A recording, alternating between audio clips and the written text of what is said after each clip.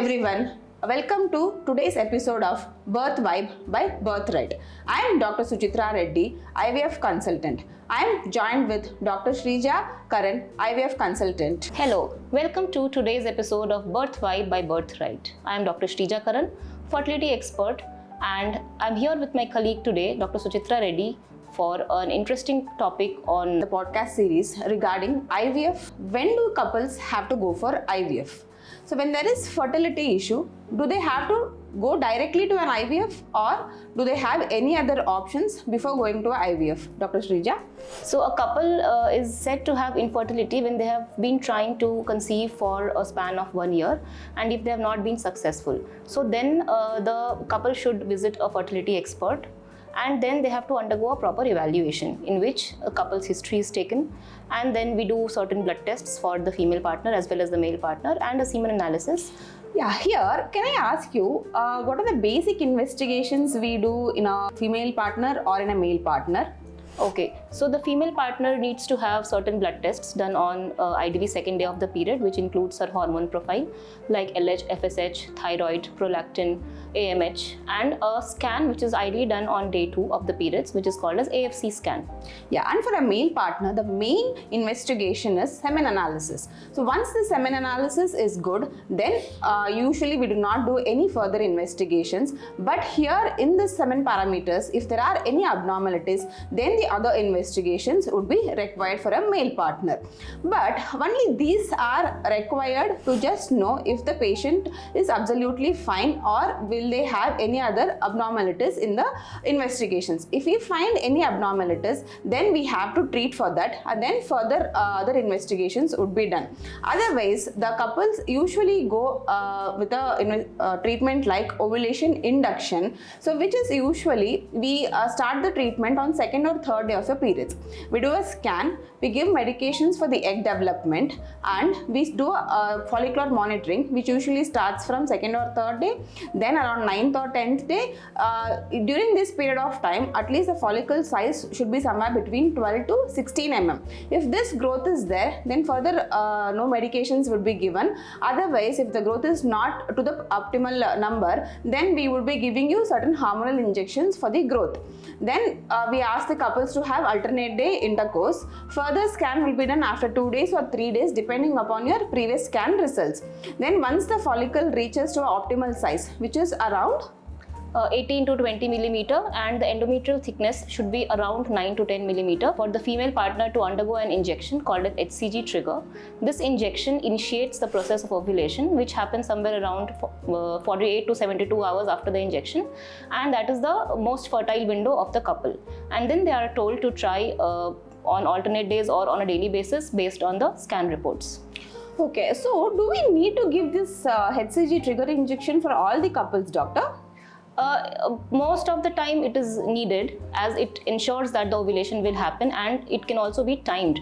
Yeah, so that is very important. So we usually time and we make sure that the ovulation happens in 99% of the cases. Sometimes when we try to not give the injections, sometimes the women might not ovulate at all in anovulatory cycles. Though the follicle might be growing till 18 to 20 size, it might not rupture. So to make sure that when the patient is under fertility care, under monitoring, we have to make sure that the ovulation happens. So in such cases, this injection would be definitely needed.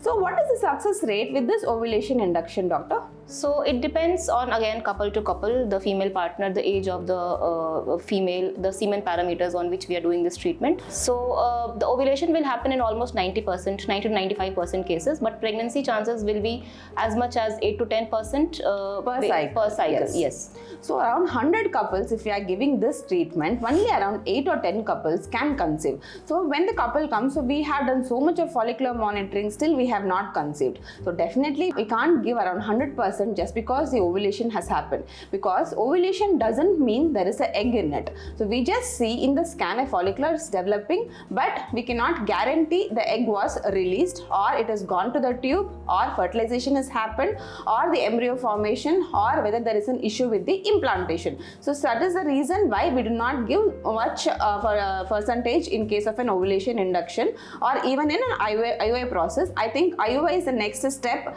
Once we do ovulation induction for around 2 or 3 cycles, we check for their tubes. If the tubal patency is confirmed, then we do go ahead with the IUI process. Dr. IUI? So in IUI, the initial process remains the same, wherein the couple has to come on day 2 of the periods, and we do the scan, and we start with the ovulation induction agents, and then we call them for scans around the 10th day, 12th day, based on the follicular development. When the follicle is ready, we again give the HCG trigger, and the IUI is done around 48 hours from the HCG trigger. And here we also have what is called as recombinant HCG and the regular HCG. Which is very important, or which is better than the other? Do you have any differences between those two, doctor? Recombinant preparations are definitely better as they come with a slightly higher cost. So the choice depends on, again, the couple to couple. But we prefer recombinant preparation as it ensures that the ovulation will be happening at the required time. So definitely. And also there are couples who come to us to ask, ma'am, do we have to take the injection and what are the side effects of those injections? Usually this is a hormone which is aggravated in the body, like we call it as LH aggravation is needed for the ovulation to happen. We give this HCG which indirectly increases the LH hormone in the body, and that causes the ovulation. We definitely do not see any side effects with this injection. Very rarely, sometimes the site where we give the injection will be having certain burning sensation, and immediately after the injection some kind of a giddiness would be seen in very few women. Otherwise we do not see any side effects with this. Some of the females have told us about a slight rise in temperature which they notice after the shot. Yes, definitely. That is also something which we generally explain it to them that you may expect, although it's not in every patient that it happens. Yeah. So in IUI process, what exactly we do? So as Dr. Shreeja told us that we do the follicular monitoring, and once the trigger injection is given, we usually ask the couples to have the sexual contact on the day of trigger injection, and post that around 36 to 48 hours later, we ask them to come to the hospital, and we ask the husband to give the semen sample that is processed, like where the dead sperms, everything is removed. Only the fast moving sperms are injected directly into the uterine cavity. Here the difference between the ovulation induction and the IUI process is just one step. So normally in ovulation induction, the semen sample is deposited in the cervix, near the cervix, but here we bypass the cervix and then put it into the uterine cavity.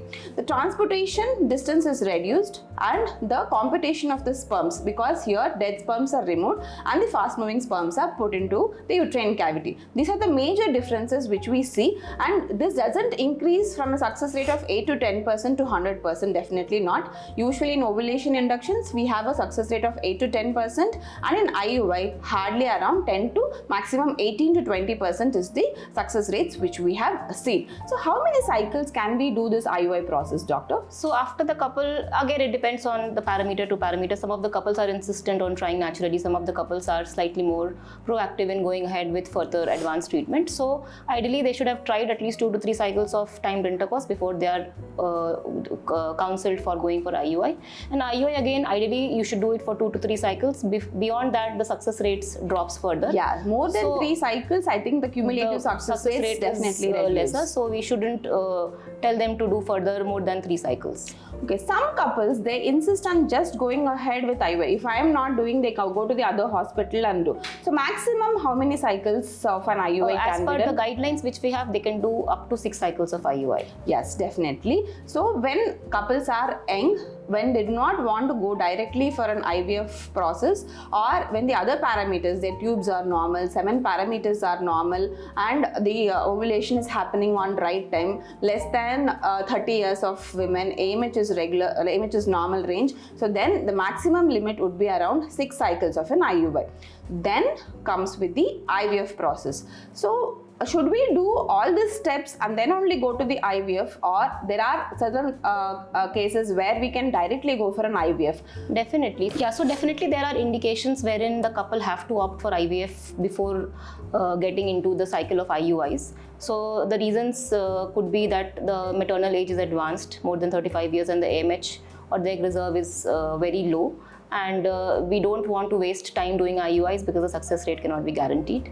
Then the next could be the male factor, again being very severe oligoasthenoteratospermia or very poor count, very poor morphology. Then we tell the couple to opt for IVF instead of going directly with IUIs. Yeah, and also if the couple are female partner is having bilateral tubal block, so in such cases also we definitely go ahead with the IVF process. And in male factors, like if there is azoospermia, they don't have sperms at all, or if the count is less than 5 million, which doctor told like severe asthenoteratospermia we call it as. So in such cases we do not waste much time, we directly go ahead with the IVF process.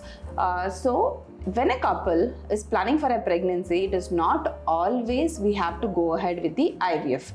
We definitely go ahead with ovulation inductions at least 2 to 3 cycles, IUI process at least 2 to 3 cycles. Still, if it is not, pregnancy is not happening, then we usually consider it as unexplained infertility. Then we think about IVF process. But in certain cases, as we have told already, they have to directly go for IVF. Do not waste much time to do other things before going ahead with the IVF. Time is very precious. You have to act quickly and have the right treatment at the right age. Will be giving you more success rates. Thank you so much for listening to our podcast. Stay tuned for next episodes. Thank you.